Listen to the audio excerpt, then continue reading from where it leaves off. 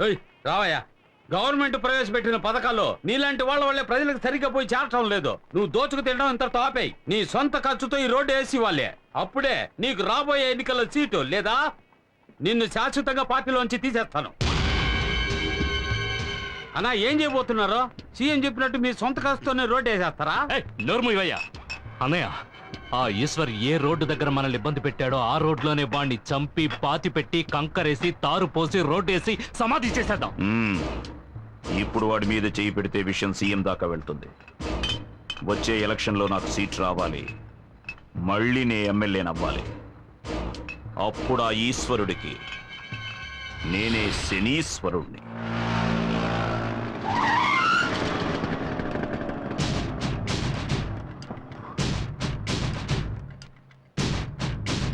దారికి అడ్డంగా నిలబడతావేరా? ఎక్కడికి బయలుదేరావు? నేను ఎక్కడికైనా పోతాను, నీకెందుకు? బెజవాడలో ఉంటున్న మీ అన్న ఇంటికి వెళ్తున్నావు. 7:30 కృష్ణా ఎక్స్ప్రెస్ అన్రిజర్వ్డ్. వితౌట్ లో వెళ్ళాలనుకుంటున్నావా అని ఎవరన్నారా? ఎవరక్కడ? నేనే అన్నాను.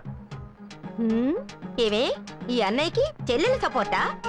చిల చూడు, 10 ఏళ్లప్పుడు మొదలెట్టిన నీ తన్నులాటలు ఇప్పటి వరకు మానలేదు. ఇప్పుడు ఎమ్మెల్యేతో కూడా పెట్టుకున్నావు. ఇక మీద నీతో నేను ప్రశాంతంగా ఉండలేను. నీ గురించి నాకు అనవసరం. నేను మా అన్నయ్య దగ్గరికి వెళ్ళిపోతాను. ఏమా కోపగించుకుని ఇంట్లోంచి వెళ్ళిపోయే వయసు ఇది? రామా ఇంటికి వెళ్దాం. సందు దొరికితే అన్న ఇంటికి వెళ్ళిపోవడమే. ఇక మీద మీ అబ్బాయి ఎటువంటి గొడవలకి వెళ్ళడు. అందుకు ఈ బక్క శంకరం గ్యారంటీ ఒట్టు. ఆటో బడిది. ఏమా ఈ రోజుల్లో కొడుకులే కంపెనీని ఇంట్లోంచి తరిమేస్తున్నారు. మీరు కొడుకు పిలుస్తుంటే బెట్టి చేస్తున్నారు. డబ్బులు కూడా ఇవ్వద్దు. ఇదిగోండి సంచి తీసుకొని బయలుదేరండి. పోలు దొరికారు. అరే రండమ్మా.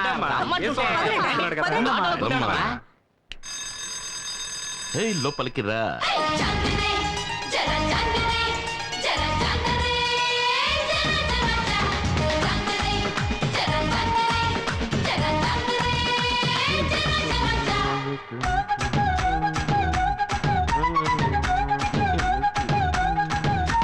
బాబు, ఏం బాబు ఇంట్లో పెద్దవాళ్ళు ఎవరూ లేరా?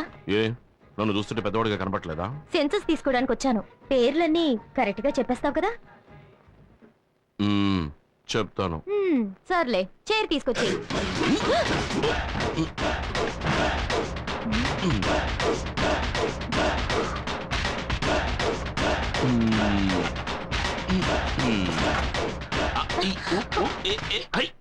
కూర్చోండి. సరేలే, ఇంట్లో ఉన్న వాళ్ళ పేర్లన్నీ చెప్పు. దాందే ఉంది, చెప్పేస్తే పోయే.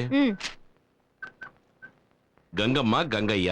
గంగమ్మ గంగయ్య. రంగమ్మ రంగయ్య. రంగమ్మ రంగయ్య. మంగమ్మ మంగయ్య. మొంగమ్మ మంగయ్య. నెక్స్ట్ మునమ్మ. మునయ్య. ఏమండి చిత్రంగా ఉంది, మా ఇంట్లో వాళ్ళ పేర్లు కరెక్ట్ గా చెప్పేశారు. ఎవయ్యా, మీ కుటుంబంలో మునమ్మ అంటే మునయ్యగా రావాలి. సరే సరే చెప్పు. పుల్లమ్మ. పుల్లమ్మ. పుల్లయ్య. అంకమ్మ. అంకమ్మ. అంకయ్య. వాళ్ళు మాత్రమే కాకుండా అన్నపూర్ణ మా అమ్మ, భువన నా చెల్లెలు, ఆ తర్వాత ఈశ్వర్. అదెవరు? నేనేనండి. 23 మంది ఉన్నారా ఈ ఇంట్లో? అయ్యో లేరండి, మీరు చివరిగా రాసరే 3 పేర్లు వాళ్ళు మాత్రమే ఉన్నారండి. అంటే మరి మిగతా 20 మంది?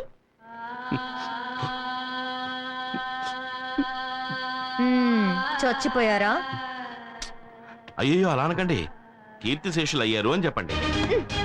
ఇంతసేపు చచ్చిన వాళ్ళ పేరు చెప్పి ఎగతాలు చేసావా? నేను గవర్నమెంట్ సర్వెంట్ని. నేను తలుచుకుంటే నీకు ఓటు లేకుండా చేసేస్తాను. నేను పబ్లిక్ సర్వెంట్.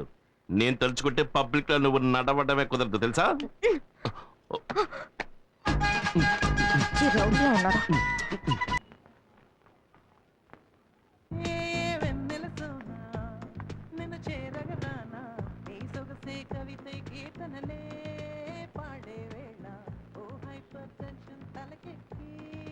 హలో,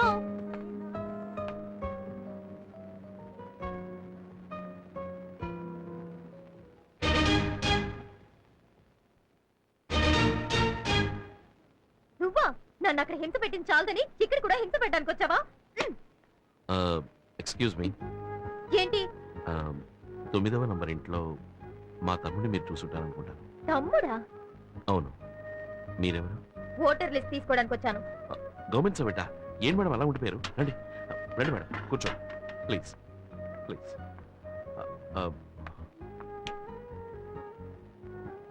మేడం మీరు బాగా అలసిపోయి వచ్చుంటారు. కాఫీ తాగుతారా, టీ తాగుతారా, బోనెటో తాగుతారా, ఏం తీసుకుంటారు? అరే ఆశ్చర్యంగా ఉంది. మీ తమ్ముడు రాంగ్ గా, రఫ్ గా, హారోగెంట్ గా బిహేవ్ చేశాడు. కానీ మీరు సాఫ్ట్ గా, డీసెంట్ గా, స్మూత్ గా డీల్ చేస్తున్నారు. ఇంత మంచి వారికి తమ్ముడుగా ఆ దుర్మార్గుడు ఎలా పుట్టాడండి? గాంధీ పుట్టిన ఇదే పవిత్ర భారతదేశంలోనే గోడ్సే కూడా పుట్టాడు కదా. ఏమిటండి ఎంత గొప్పగా మాట్లాడుతున్నారు?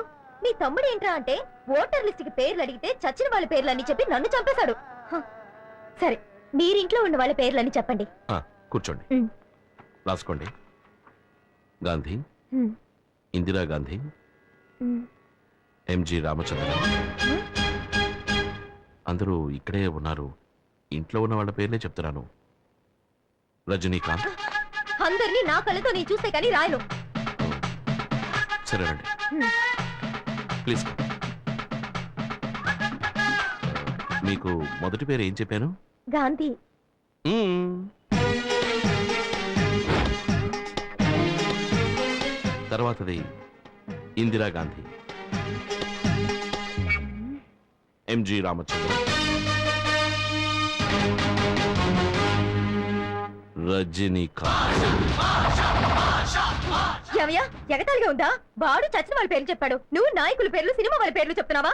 ఇలా చూడు, నా మటుకు నాకు వీళ్ళందరూ నా ఫ్యామిలీ మెంబర్సే. అంతెందుకు, రేపు నువ్వు కూడా అవుతావేమో. హేయ్, నువ్వు ఫ్రాడు, నీ తమ్ముడు ఫ్రాడు, నీ ఫ్యామిలీ ఫ్రాడు. ఇప్పుడు పోలీస్ స్టేషన్ వెళ్తాను.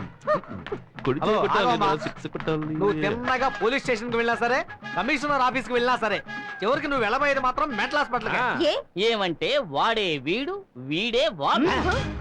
మ్మ్. అది వీడి ఇల్లు, ఇది వాడి office. Any confuse? No confuse. మిమ్మల్ని ఎలా డీల్ చేయాలో అలా డీల్ చేస్తాను. Start camera. ఏంటో అంత అయిపోయాక స్టార్ట్ కెమెరా అంటావు?